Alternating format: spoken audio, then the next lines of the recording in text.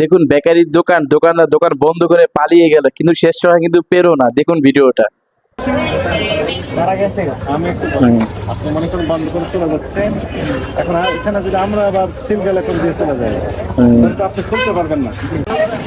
দোকান খুলতে হইলো, পালাই গেছিল।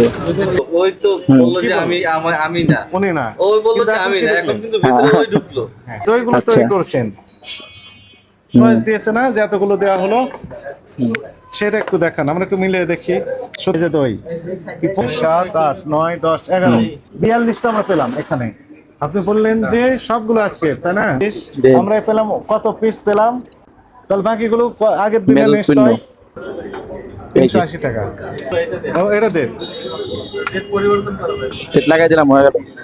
মেয়াদ দিতে না তো, যে মেয়াদ শেষ হয়ে গেলে সিল উঠে নিয়ে নতুন ভাবে মেয়াদ দিয়ে দেন, তাহলে তো স্টিকার নতুন ভাবে দিচ্ছে। মেয়াদ শেষ হয়ে গেলে আবার নতুন ভাবে মেয়াদ দেওয়া হয় এখানে।